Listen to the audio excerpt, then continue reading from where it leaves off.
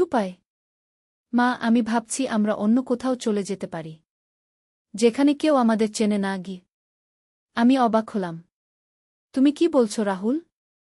মা, আমরা একসাথে নতুন একটা জীবন শুরু করতে পারি, যেখানে আমরা স্বামী স্ত্রী হিসেবে থাকব। কিন্তু স্নিগ্ধার কি হবে? তোমার বাবার কি হবে? রাহুল ভাবল। মা, আমি এখনো পুরোপুরি ঠিক করিনি, কিন্তু আমি একটা উপায় বের করব। আমি রাহুলের কথা শুনে মিশ্র অনুভূতিতে ভুগছিলাম। একদিকে তার সাথে নতুন জীবন শুরু করার ইচ্ছা, অন্যদিকে পরিবারের চিন্তা। রাহুল, আমি এখনো কিছু ভাবতে পারছি না। আমাদের আরও সময় লাগবে।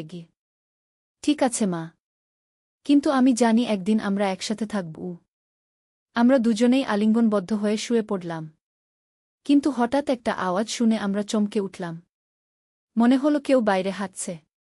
কি আওয়াজ? আমি ফিসফিস করে জিজ্ঞেস করলাম। রাহুল উঠে জানালা দিয়ে দেখল। মা, হয়তো কোনো প্রাণী গো। আমরা আবার শুয়ে পড়লাম। কিছুক্ষণ পরে আবার আওয়াজ এল। এবার মনে হল কেউ দরজার কাছে। আমার বুক ধক ধক করতে লাগল। রাহুল, তুমি তাড়াতাড়ি লুকিয়ে পড়ো। রাহুল দ্রুত বিছানার নিচে লুকিয়ে পড়ল। কিছুক্ষণ পরে সুব্রতের আওয়াজ শুনলাম। প্রিয়াঙ্কা, তুমি জেগে আছো? আমি ঘুমের ভান করে থাকলাম। সুব্রত আস্তে করে ঘরে ঢুকল। প্রিয়াঙ্কা, আমি পানি খেতে উঠেছিলাম। মনে হল কোনো আওয়াজ শুনলাম। আমি চোখ খুলে বললাম, আমি কিছু শুনিনি তো গু।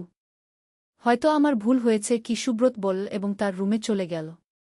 সুব্রত চলে যাওয়ার পরে রাহুল বিছানার নিচ থেকে বের হল। মা, আমার মনে হয় আজ আমার যাওয়া উচিত। কি? রাহুল বলল। হ্যাঁ, যাও। খুব ঝুঁকিপূর্ণ হয়ে যাচ্ছে। রাহুল আমাকে একটা চুমু দিয়ে গোপনে বাড়ি থেকে বের হয়ে গেল। পরের কয়েকদিন রাহুল এভাবেই রাতে আসত এবং সকালের আগেই চলে যেত। কিন্তু একদিন একটা ভয়ানক ঘটনা ঘটল। সেদিন রাহুল স্বাভাবিকের চেয়ে একটু দেরি করে আসল। আমি অপেক্ষা করে করে হয়রান হয়ে গিয়েছিলাম। মধ্যরাতে রাহুল এল। মা, আমি দেরি করার জন্য দুঃখিত। কোনো সমস্যা হয়েছিল? না, শুধু বন্ধুর বাড়িতে একটু দেরি হয়েছিল। আমরা স্বাভাবিক আমাদের সময় কাটাচ্ছিলাম। কিন্তু হঠাৎ ভোরের দিকে আমরা শুনলাম সুব্রত উঠে পড়েছে। রাহুল, তাড়াতাড়ি লুকিয়ে পড়ো, আমি ফিসফিস করলাম। কিন্তু এবার সুব্রত সরাসরি আমাদের রুমে এসে দরজায় নক করল। প্রিয়াঙ্কা, দরজা খোলো। আমার মাথা ঘুরে গেল। রাহুল কোথায় লুকাবে? রাহুল দ্রুত ওয়ার্ড্রোবের পেছনে লুকিয়ে পড়ল। আমি দরজা খুললাম। কি হয়েছে? সুব্রত ঘরে ঢুকে বলল, আমার মনে হচ্ছে ঘরে কে যেন আছে। আমার বুক ফেটে যাওয়ার অবস্থা। কি বলছ? কে থাকবে? সুব্রত ঘরের চারদিকে তাকাতে লাগল। তারপর ওয়ার্ড্রোবের দিকে এগিয়ে গেল। আমার মনে হলো আমি এখনই মরে যাব। কিন্তু ঠিক সেই মুহূর্তে স্নিগ্ধার চিৎকারের আওয়াজ শোনা গেল। মা! বাবা! সাহায্য! আমরা দুজনেই দৌড়ে স্নিগ্ধার রুমে গেলাম। দেখি স্নিগ্ধা খাটে বসে কাঁদছে। কি হয়েছে বাবা? সুব্রত জিজ্ঞেস করল। বাবা, আমি একটা খারাপ স্বপ্ন দেখেছি। স্নিগ্ধা কাঁদতে কাঁদতে বলল। আমি স্নিগ্ধাকে সান্ত্বনা দিতে লাগলাম। সুব্রত স্নিগ্ধার কাছে থাকল। এই ফাঁকে রাহুল গোপনে বাড়ি থেকে বের হয়ে গেল। সকালে স্নিগ্ধা স্কুলে গেল। সুব্রত অফিসে গেল। আমি ভাবলাম, আর কতদিন এভাবে চলবে? আর কতদিন আমরা এই ঝুঁকি নিয়ে থাকব? দুপুরে রাহুল ফোন করল। মা, গতরাতে কি হয়েছিল? বাবা সন্দেহ করছিলেন। কিন্তু স্নিগ্ধার জন্য রক্ষা হয়েছে। মা, আমার মনে হয় আমাদের আরও সাবধান হতে হবে। হ্যাঁ, বরং তুমি কয়েকদিন না এসেই থাকো। কিন্তু মা, আমি তোমার ছাড়া থাকতে পারব না। রাহুল, আমরা ধরা পড়ে গেলে সবকিছু শেষ হয়ে যাবে। রাহুল রাজি হল। পরের কয়েকদিন রাহুল আসল না। কিন্তু আমি তার জন্য পাগল হয়ে যাচ্ছিলাম।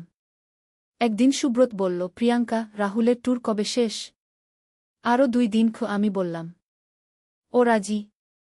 আমি তাকে মিস করছি। আমিও রাহুলকে প্রচণ্ড মিস করছিলাম। 2 দিন পরে রাহুল ট্যুর থেকে ফিরে এল। কেমন ছিল ট্যুর? সুব্রত জিজ্ঞেস করল। খুব ভালো। অনেক কিছু দেখেছি। মা, বাবা চলে গেলে আমরা স্বাধীনভাবে থাকতে পারব। কোনো লুকোচুরি নেই। আমিও রাহুলের কথায় খুশি হলাম। সুব্রত চলে যাওয়ার আগে রাহুলকে বলল, রাহুল, আমি না থাকতে তুমি বাড়ির দায়িত্ব নেবে গু? অবশ্যই বাবা ঘু, রাহুল বলল। সুব্রত চলে যাওয়ার দিন আমরা তাকে বিমানবন্দরে দেখে এলাম। বাড়িতে ফিরে রাহুল আমাকে বলল, মা, এখন আমরা সত্যিকারের স্বামী স্ত্রীর মতো থাকতে পারব গু। তুমি কি বল? কিন্তু পরের দিন স্নিগ্ধা আবার প্রশ্ন করল, মা, রাহুল দাদা তোমাকে এত যত্ন করে কেন? ও তোমার জন্য রান্না করে, কেনাকাটা করে গি? আমি আরও বিব্রত হলাম। ও একটা ভালো ছেলে তো, তাই আমার যত্ন নেয় গু। স্নিগ্ধা মাথা নাড়ল। কিন্তু মা, আমার মনে হয় ও তোমাকে বাবার চেয়েও বেশি ভালোবাসে গি। এই কথা শুনে আমার বুক ধক ধক করতে লাগল। রাতে রাহুলকে স্নিগ্ধার কথা বললাম। মা, স্নিগ্ধা সন্দেহ করছে খু, রাহুল বলল। হ্যাঁ, আমাদের একটু সাবধান হতে হবে উ। মা, আমি একটা উপায় ভেবেছি গু। কি? স্নিগ্ধাকে কয়েকদিনের জন্য কোথাও পাঠিয়ে দিই গু। কোথায়? তোমার বোন রুমা দিদির বাড়িতে। বলব ও পড়াশোনায় মনোযোগ দিতে পারছে না, তাই পরিবেশ পরিবর্তনের জন্য গু। আমি ভাবলাম, এই পরিকল্পনা মন্দ নয়। পরের দিন রুমা দিদিকে ফোন করলাম। দিদি, স্নিগ্ধাকে কয়েকদিন তোমার কাছে পাঠাতে পারি? কেন? কোনো সমস্যা? না, ও পড়াশোনায় মনোযোগ দিতে পারছে না। ভাবলাম পরিবেশ পরিবর্তন করলে ভালো হবে গু। অবশ্যই পাঠা। স্নিগ্ধাকে আমি খুব পছন্দ করি গি। স্নিগ্ধাকে এই পরিকল্পনার কথা বললাম। সে খুশি হল। মা, আমি রুমা মাসির বাড়িতে যাব। কত দিনের জন্য? 1 সপ্তাহের জন্য উ। স্নিগ্ধা রুমা দিদির বাড়িতে চলে গেল। এখন আমি আর রাহুল সম্পূর্ণ একা। মা, এখন আমরা সত্যিকারের স্বামী স্ত্রীর মতো থাকতে পারব, রাহুল বলল। আমি রাহুলের কথায় লজ্জা পেলাম।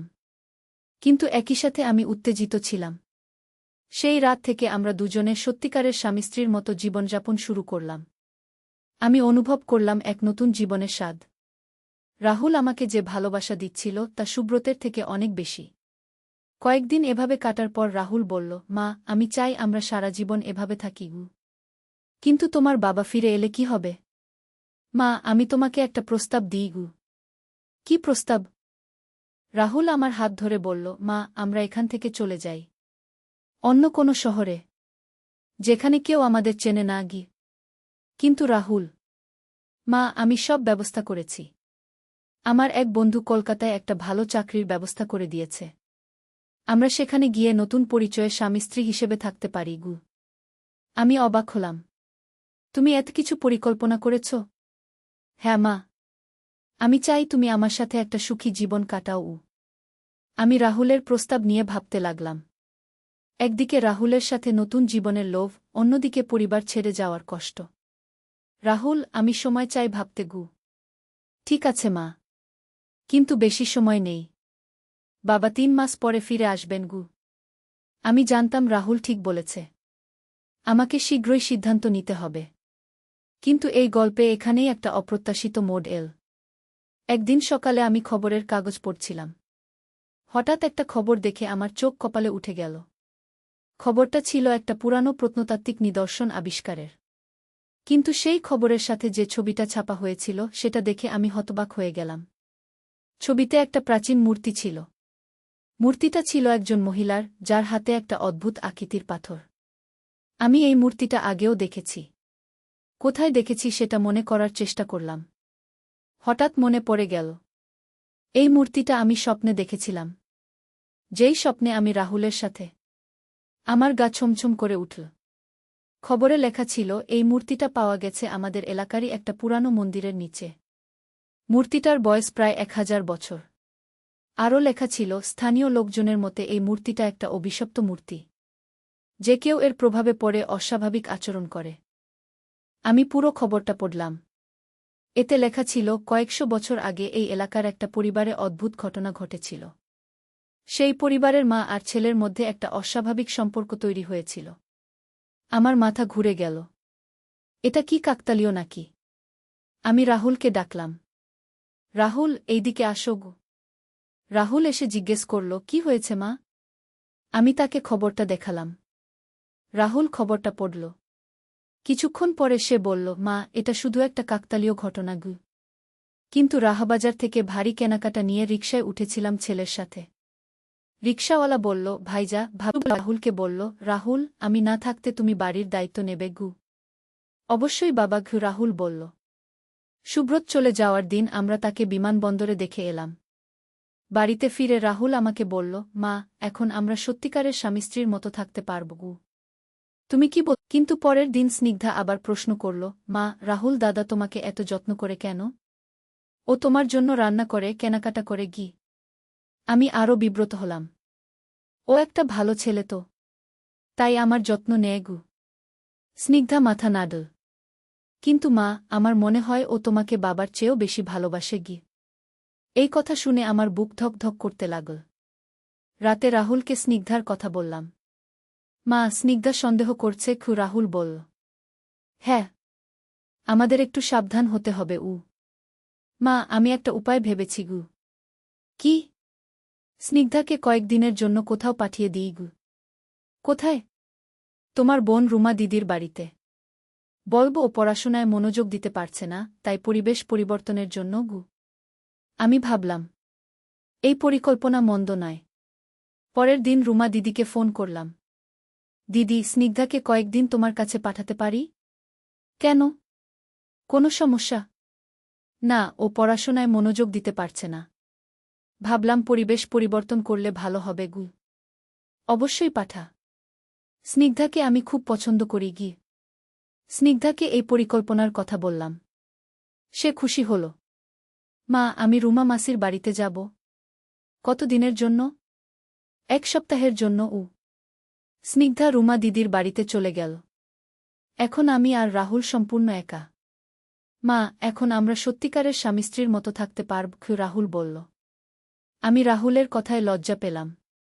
কিন্তু একই সাথে আমি উত্তেজিত ছিলাম। সেই রাত থেকে আমরা দুজনে সত্যিকারের স্বামী স্ত্রীর মতো জীবনযাপন শুরু করলাম। আমি অনুভব করলাম এক নতুন জীবনের স্বাদ। রাহুল আমাকে যে ভালোবাসা দিচ্ছিল তা সুব্রতের থেকে অনেক বেশি। কয়েকদিন এভাবে কাটার পর রাহুল বলল, মা, আমি চাই আমরা সারা জীবন এভাবে থাকি গু। কিন্তু তোমার বাবা ফিরে এলে কি হবে? মা, আমি তোমাকে একটা প্রস্তাব দিই গু। কি প্রস্তাব? রাহুল আমার হাত ধরে বলল, মা, আমরা এখান থেকে চলে যাই। অন্য কোনো শহরে, যেখানে কেউ আমাদের চেনে না গি। কিন্তু রাহুল। মা, আমি সব ব্যবস্থা করেছি। আমার এক বন্ধু কলকাতায় একটা ভালো চাকরির ব্যবস্থা করে দিয়েছে। আমরা সেখানে গিয়ে নতুন পরিচয়ে স্বামী স্ত্রী হিসেবে থাকতে পারি গু। আমি অবাক হলাম। তুমি এত কিছু পরিকল্পনা করেছ? হ্যাঁ মা। আমি চাই তুমি আমার সাথে একটা সুখী জীবন কাটাও উ। আমি রাহুলের প্রস্তাব নিয়ে ভাবতে লাগলাম। একদিকে রাহুলের সাথে নতুন জীবনের লোভ, অন্যদিকে পরিবার ছেড়ে যাওয়ার কষ্ট। রাহুল, আমি সময় চাই ভাবতে গু। ঠিক আছে মা।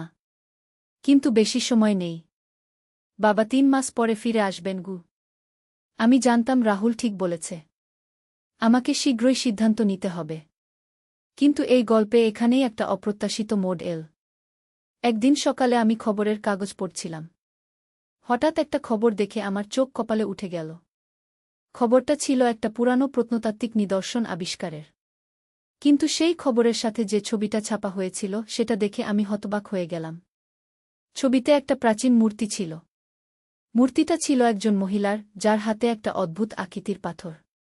আমি এই মূর্তিটা আগেও দেখেছি। কোথায় দেখেছি সেটা মনে করার চেষ্টা করলাম।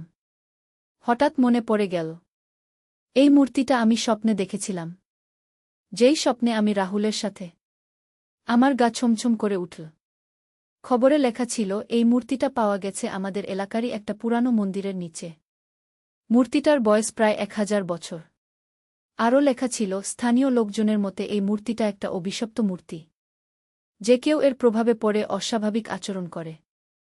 আমি পুরো খবরটা পড়লাম। এতে লেখা ছিল কয়েকশো বছর আগে এই এলাকার একটা পরিবারে অদ্ভুত ঘটনা ঘটেছিল। সেই পরিবারের মা আর ছেলের মধ্যে একটা অস্বাভাবিক সম্পর্ক তৈরি হয়েছিল। আমার মাথা ঘুরে গেল। এটা কি কাকতালীয় নাকি? আমি রাহুলকে ডাকলাম। রাহুল, এইদিকে আসো গো। রাহুল এসে জিজ্ঞেস করল, কি হয়েছে মা? আমি তাকে খবরটা দেখালাম। রাহুল খবরটা পড়ল। কিছুক্ষণ পরে সে বলল, মা, এটা শুধু একটা কাকতালীয় ঘটনা গু। কিন্তু রাহাবাজার থেকে ভারী কেনাকাটা নিয়ে রিকশায় উঠেছিলাম ছেলের সাথে। রিকশাওয়ালা বলল, ভাইজা ভাবি রাহুলকে বলল, রাহুল, আমি না থাকতে তুমি বাড়ির দায়িত্ব নেবে গু? অবশ্যই বাবা ঘু, রাহুল বলল। সুব্রত চলে যাওয়ার দিন আমরা তাকে বিমানবন্দরে দেখে এলাম। বাড়িতে ফিরে রাহুল আমাকে বলল, মা, এখন আমরা সত্যিকারের স্বামী স্ত্রীর মতো থাকতে পারব গু। তুমি কি বল? কিন্তু পরের দিন স্নিগ্ধা আবার প্রশ্ন করল, মা, রাহুল দাদা তোমাকে এত যত্ন করে কেন? ও তোমার জন্য রান্না করে, কেনাকাটা করে গি? আমি আরও বিব্রত হলাম।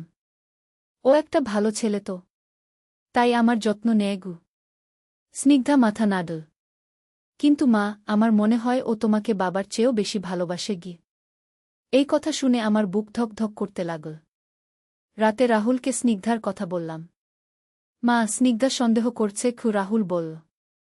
হ্যাঁ, আমাদের একটু সাবধান হতে হবে উ। মা, আমি একটা উপায় ভেবেছি গু। কি? স্নিগ্ধাকে কয়েকদিনের জন্য কোথাও পাঠিয়ে দিই গু। কোথায়? তোমার বোন রুমা দিদির বাড়িতে। বলব ও পড়াশোনায় মনোযোগ দিতে পারছে না, তাই পরিবেশ পরিবর্তনের জন্য গু। আমি ভাবলাম, এই পরিকল্পনা মন্দ নয়। পরের দিন রুমা দিদিকে ফোন করলাম। দিদি, স্নিগ্ধাকে কয়েকদিন তোমার কাছে পাঠাতে পারি? কেন? কোনো সমস্যা? না, ও পড়াশোনায় মনোযোগ দিতে পারছে না। ভাবলাম পরিবেশ পরিবর্তন করলে ভালো হবে গু। অবশ্যই পাঠা। স্নিগ্ধাকে আমি খুব পছন্দ করি গি। স্নিগ্ধাকে এই পরিকল্পনার কথা বললাম। সে খুশি হল। মা, আমি রুমা মাসির বাড়িতে যাব। কত দিনের জন্য? 1 সপ্তাহের জন্য উ। স্নিগ্ধা রুমা দিদির বাড়িতে চলে গেল। এখন আমি আর রাহুল সম্পূর্ণ একা। মা, এখন আমরা সত্যিকারের স্বামী স্ত্রীর মতো থাকতে পারব, রাহুল বলল। আমি রাহুলের কথায় লজ্জা পেলাম। কিন্তু একই সাথে আমি উত্তেজিত ছিলাম। সেই রাত থেকে আমরা দুজনে সত্যিকারের স্বামী স্ত্রীর মতো জীবনযাপন শুরু করলাম। আমি অনুভব করলাম এক নতুন জীবনের স্বাদ। রাহুল আমাকে যে ভালোবাসা দিচ্ছিল তা সুব্রতের থেকে অনেক বেশি। কয়েকদিন এভাবে কাটার পর রাহুল বলল, মা, আমি চাই আমরা সারা জীবন এভাবে থাকি গু। কিন্তু তোমার বাবা ফিরে এলে কি হবে? মা, আমি তোমাকে একটা প্রস্তাব দিই গু। কি প্রস্তাব? রাহুল আমার হাত ধরে বলল, মা, আমরা এখান থেকে চলে যাই। অন্য কোনো শহরে, যেখানে কেউ আমাদের চেনে না গি। কিন্তু রাহুল। মা, আমি সব ব্যবস্থা করেছি। আমার এক বন্ধু কলকাতায় একটা ভালো চাকরির ব্যবস্থা করে দিয়েছে। আমরা সেখানে গিয়ে নতুন পরিচয়ে স্বামী স্ত্রী হিসেবে থাকতে পারি গু। আমি অবাক হলাম। তুমি এত কিছু পরিকল্পনা করেছ? হ্যাঁ মা। আমি চাই তুমি আমার সাথে একটা সুখী জীবন কাটাও উ। আমি রাহুলের প্রস্তাব নিয়ে ভাবতে লাগলাম।